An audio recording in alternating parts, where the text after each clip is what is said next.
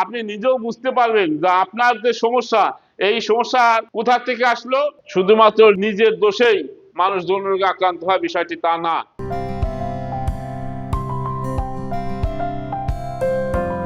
আসসালামু আলাইকুম রহমতুল্লাহ। আমাদের সম্মানিত ভিউয়ার্স এবং রোগীদের পক্ষ থেকে আমাদের শ্রদ্ধেয় স্যার ডক্টর মাওলানা জাহিদুল আলম স্যারকে একটি জিজ্ঞাসা।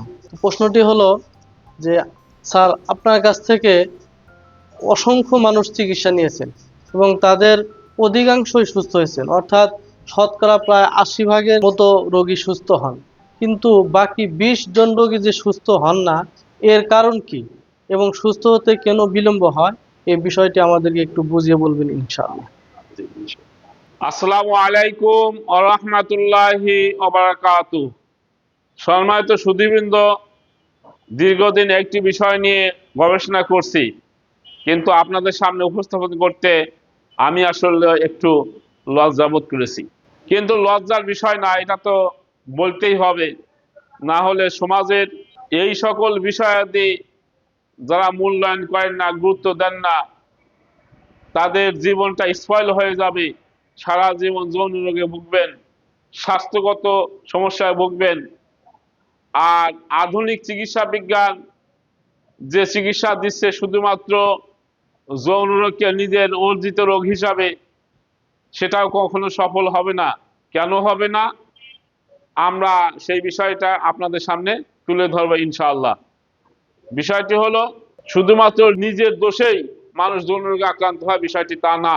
যে আধুনিক চিকিৎসা বিজ্ঞান যে বিষয়টার গুরুত্ব দেন না, তা যৌন রোগের চিকিৎসা, ডায়াবেটিস সহ যৌন রোগ সংশ্লিষ্ট যে সকল রোগ এবং ডায়াবেটিস যে আধুনিক চিকিৎসা বিজ্ঞান যে ব্যাখ্যা দেয়, তার সাথে যে আরো একটা বিষয় আছে, সেটা আধুনিক চিকিৎসা বিজ্ঞান বিশ্বাস করেন না।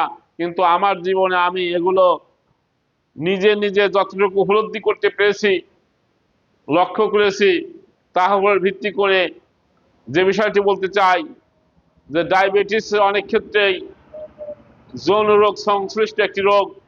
যৌন রোগের কারণে ডায়াবেটিসটা মানুষের দেহে দ্রুত প্রবেশ করে এবং এর তীব্রতা যৌন রোগের কারণেই, যৌন অবক্ষয়ের কারণেই তীব্রতর হয়। যা হোক, আমি আমার মূল কথায় ফিরে যাই, যে বংশগত যৌন রোগের কারণে যে সকল যৌন রোগী আছেন, তারা সাধারণ চিকিৎসায় এবং ভাষা ভাষা লোভনীয় অফার দেখে যারা চিকিৎসা নেন, এবং যে সকল চিকিৎসক ভিটামিন, হরমোনের ট্রিটমেন্ট করে থাকেন এবং খাদ্য অভ্যাস, এক্সারসাইজের মাধ্যমে সংশোধন করতে চান, আমরাও চাই, কিন্তু সেটা সকল ক্ষেত্রে সফল হবেন না, হন নাই, হওয়ার সম্ভাবনা নাই। ভবিষ্যতে যৌন রোগ এই কারণে বাড়বে, কারণ মূল জায়গায় আমরা যাচ্ছি না, রোগীরাও যাচ্ছি না, চিকিৎসকরাও যাচ্ছি না। এই বিষয়টি আমি আজকে কিছু কথা আপনাদের সামনে উপস্থাপন করব, এবং এই সংশ্লিষ্ট বিষয়ে 4-5টা ভিডিও হবে। আপনারা যারা জ্ঞানী তারা দেখে বুঝবেন, এবং এইগুলো দেখার পরে আপনারা চিকিৎসা নেবেন বা নিজের চিকিৎসা নিয়ে ভাববেন যে আপনারা কোন চিকিৎসায় মুক্ত হতে পারবেন, যৌন রোগ মুক্ত হতে পারবেন, যৌন দুর্বলতা চিরতরে দূর করতে পারবেন। বংশগত যৌন রোগ, এই বংশগত যৌন রোগ যে আমরা সবাই এগুলো মনে প্রাণে বিশ্বাস করি না বা আমাদের মাথায় নিতে চাই না, যে বংশগত যৌন রোগ আবার কিভাবে হয়। তো চলুন দেখি যৌন রোগ কিভাবে বংশগত হতে পারে। ধরুন, পিতা এবং পিতার বাবা দাদা, এরা দুইজনই তাদের যৌবনের সময়, যৌবনের শুরুতে হস্তমৈথুন করেছিল। তো তাদের এই হস্তমৈথুনের কারণে তাদের যৌন রোগ ছিল, যৌন দুর্বলতা ছিল। ওই অবস্থায় যতটুকু তারা এনজয় করেছে, তার মাধ্যমে আমার আপনার জন্ম হয়েছে। তাহলে এখানে পিতা, পিতার বাবা, দাদা, তাদের হস্তমৈথুন, পিতা অথবা দাদা বা তারও বংশ, ঊর্ধ্ব বংশের পুরুষরা যদি সিফিলিস, গোনোরিয়া রোগে আক্রান্ত হয়ে থাকে, আর এই অবস্থায় যদি তাদের জন্ম হয়, সন্তানদের জন্ম হয় বা আমার আপনার জন্ম হয়, এরপরে তাদের ধাতুগত দুর্বলতা কোনো মতো হয়তো তারা এনজয় করেছে, হয়তো 1 মিনিট 2 মিনিট সহবাস করেছে, ওর মাধ্যমে জন্ম হয়েছে, অথবা সামান্য ইরেকশন হয়েছে, ওর মাধ্যমে জন্ম হয়েছে। তো সেক্ষেত্রে ধাতু দুর্বলতা, শুক্রতারল্য, দ্রুত দ্রুত বীর্যপাত, এই অবস্থায় মানুষের, পুরুষের এই রোগ অবস্থায়ও সন্তানের জন্ম হয়। হয়তো 2-1 বার সহবাসের মাধ্যমে আমার আপনার জন্ম হয়েছে। এরপরে হরমোন ঘটিত সমস্যা, হয়তো পিতার টেস্টোস্টেরন হরমোন কম ছিল, ওই অবস্থায় সন্তানের জন্ম হয়েছে। অথবা পিতার স্পার্ম দুর্বলতা, অর্থাৎ শুক্রাণু যেটা বীর্যের মূল পাওয়ার, যার মাধ্যমে জাইগোট সৃষ্টি হয়, সেইটা খুব দুর্বল ছিল, দুর্বল অবস্থায় জাইগোট সৃষ্টি হয়েছে। এরপরে ডায়াবেটিসের সমস্যা, হয়তো অল্প বয়সেই পিতা ডায়াবেটিস আক্রান্ত হয়েছিল, ওই অবস্থায় কোনো মতো চিকিৎসা নিয়ে হয়তো সন্তানের জন্ম হয়েছে। এরপরে চারিত্রিক দোষ, পিতার হয়তো বিভিন্ন মেয়ের সাথে সম্পর্ক ছিল, ভালোবাসা ছিল, বিভিন্ন জায়গায় মেলামেশা করছে, মাদকাসক্ত ছিল, বিভিন্ন অপকর্ম করেছে, ওর ভিতর দিয়ে বিয়ে শাদী হয়েছে, সন্তানের জন্ম হয়েছে, কিন্তু একাধিক রমণীর প্রতি তার আসক্তি ছিল। এরপরে মায়ের কি সমস্যার কারণে সন্তানদের উপরে প্রভাব পড়বে? মায়ের ডিসমেনোরিয়া, অর্থাৎ মাসিকের সমস্যা ছিল, ব্যথা ছিল, বেশি ভাঙতো, বিভিন্ন রোগ অবস্থায় সন্তানের জন্ম হয়েছে। এরপরে মায়ের চারিত্রিক দোষ, এখন তো প্রেম প্রীতি ভালোবাসার অভাব নাই, মেয়েরাও এ বিষয়ে অনেক এগিয়ে আছে। তো অনেক মা বোনেরাই তারা কি করেছে, বিভিন্ন জায়গায় ভালোবাসা প্রেম প্রীতি করেছে, তা মেলামেশা করেছে, ওই অবস্থায় বিয়ে করে স্বামীর কাছে গেছে, স্বামীর কাছে বলছে তুমিই আমার প্রথম পুরুষ, যাই হোক এইভাবে সন্তানের জন্ম হয়েছে। এরপরে ফাইব্রয়েড, মেয়েদের দেখা গেছে ব্রেস্ট টিউমার, ফাইব্রয়েড, জয়ের টিউমার, ওভারিতে সমস্যা, এই অবস্থায় সন্তানের জন্ম হয়েছে। তাহলে কতগুলো সমস্যার ভিতর দিয়ে একজন সন্তানের জন্ম হতে পারে। হয়তো অনেকের অনেকগুলো সমস্যার ভিতর দিয়ে একজনের সন্তানের জন্ম হয়েছে, অথবা 2-1টা সমস্যার ভিতরে জন্ম হয়েছে। তো যার যত সমস্যা বেশির ভিতরে তার যার জন্ম হয়েছে, সে তত বেশি জটিল যৌনরোগী হওয়ার সম্ভাবনা। এবং যার উভয় পিতামাতা উভয় বিভিন্ন রোগে আক্রান্ত, তাদের আরো বেশি জটিল যৌনরোগে আক্রান্ত।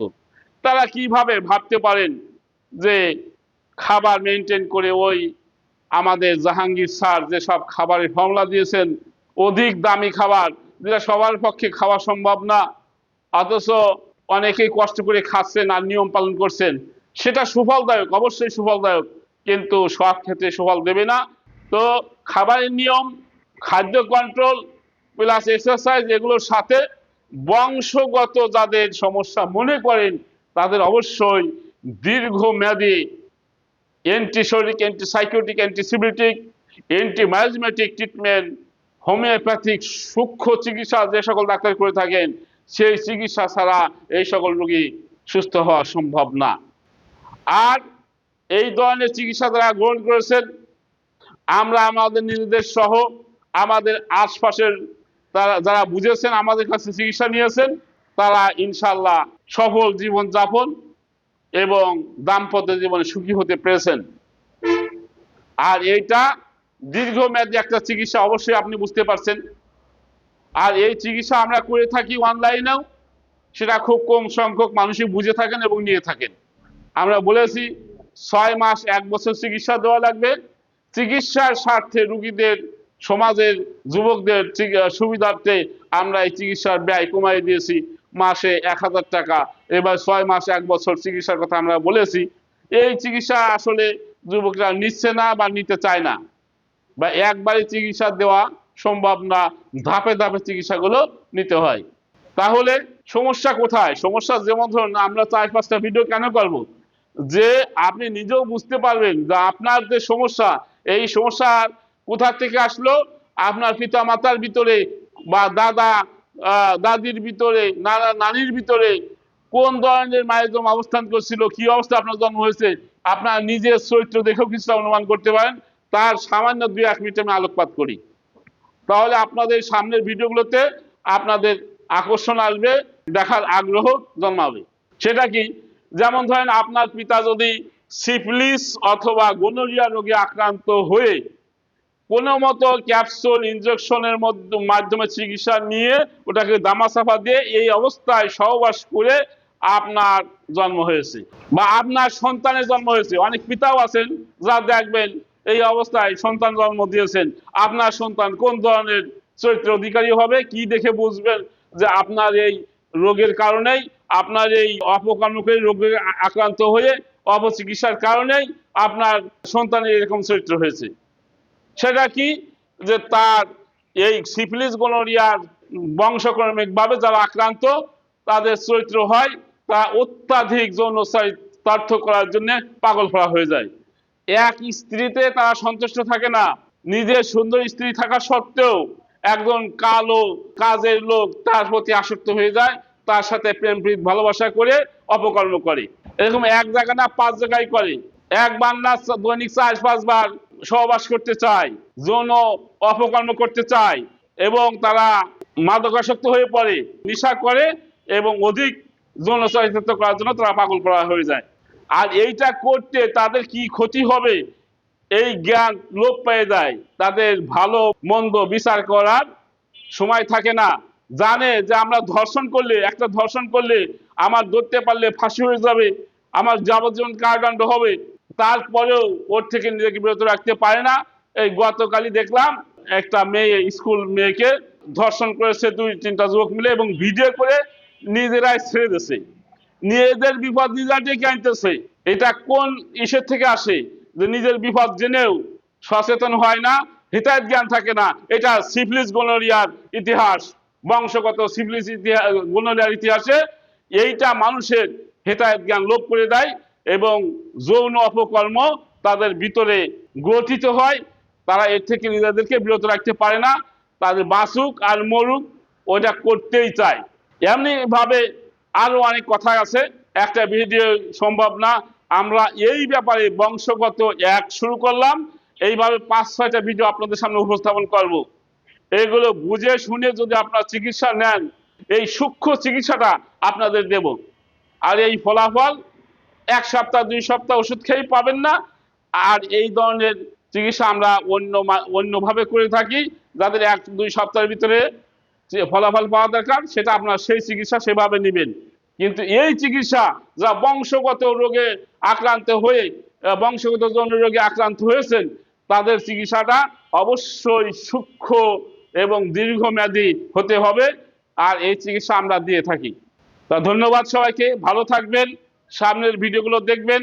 আশা করি জ্ঞানী যারা আছেন আপনারা বুঝবেন এবং অল্প চিকিৎসায় ভালো হন নাই কেন যা জিজ্ঞাসা করেন, আমরা এটা আপনাদেরকে বুঝাইতে পারবো না, এই ভিডিওগুলোর মাধ্যমেই আপনাদেরকে বুঝাইতে চাই।